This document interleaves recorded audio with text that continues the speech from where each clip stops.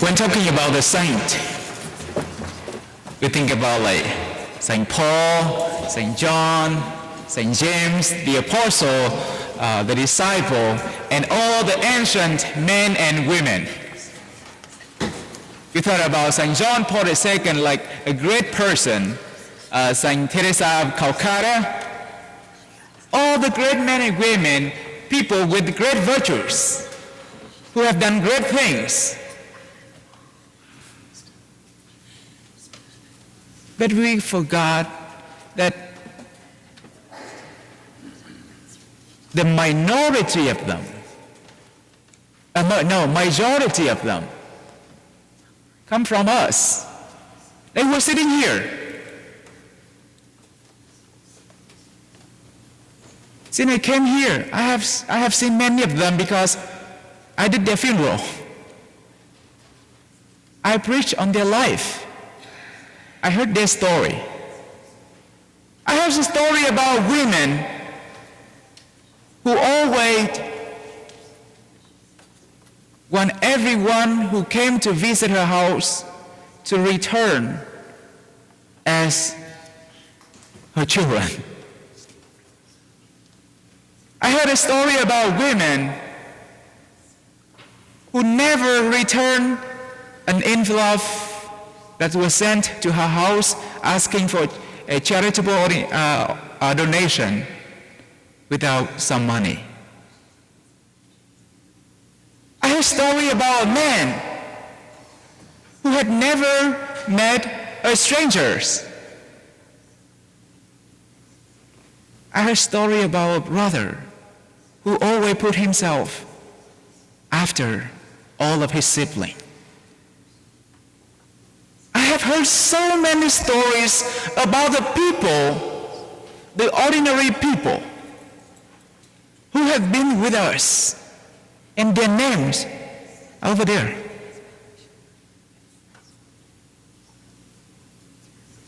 How many last year, Margaret Mary?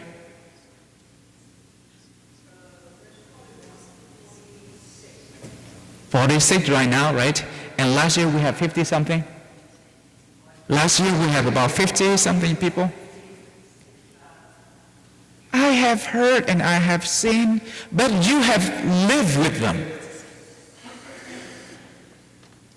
They are the people who have gone through the same difficult time like we have been.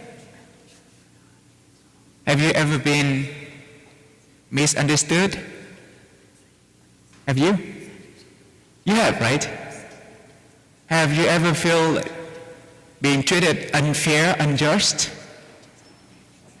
Have you? Have you ever been looked down just because you're poor? Yes? Have you ever felt disadvantaged because where you're from? Yes? Have you find difficult to forgive because people hurt you so, they hurt you so constantly? They hurt because people hurt your feeling? Have you ever been hurt? You have. Have you ever mourned great grief because of the loss of your loved one? You have. So all the saints went through the same thing. That's why in the first reading we heard, where's the book? In the first reading we heard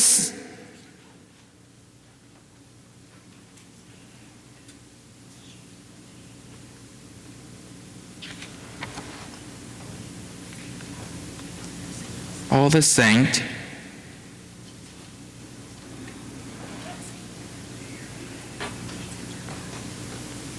I said to him, "My Lord, you are the one who knows." Then he said to me, "These are the ones who have survived the time of great distress. They have washed their robes and made them white in the blood of the Lamb."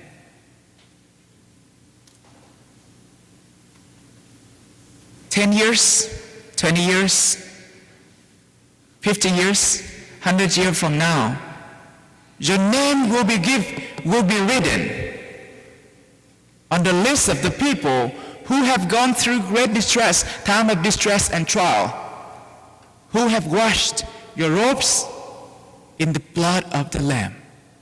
So celebrate the All Saints' days. First, we celebrate the achievement, the final trophy, the most meaningful achievement, the most valuable trophy, which is the eternal life of those who have gone before us. But also, it is a time, a very encouraging celebration, because all the saints, most of the saints, all the saints who's now named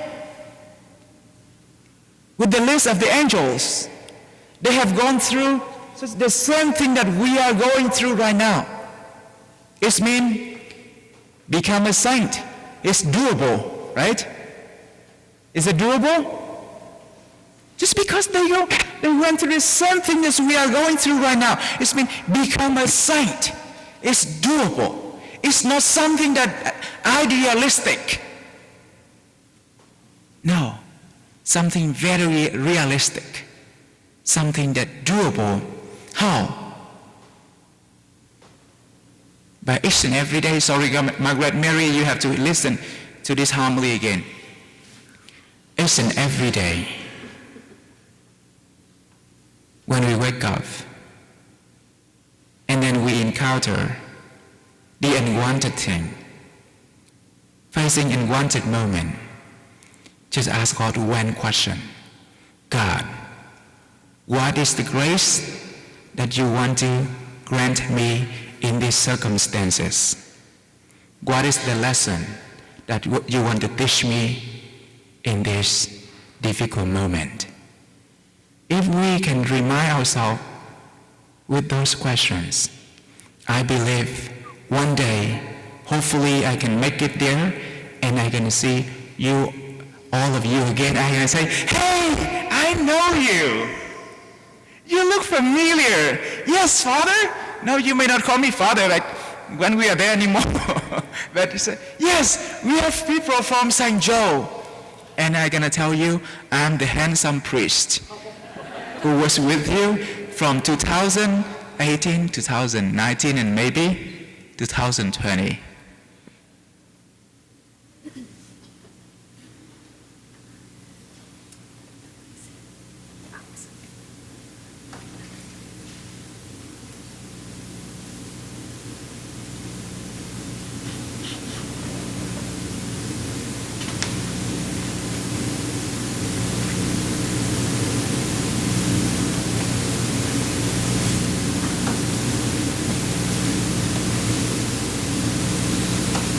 Now joining our heart, our mind with all the people who now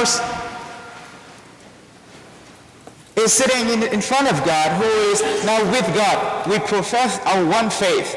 I believe in one God, the Father of Almighty, maker of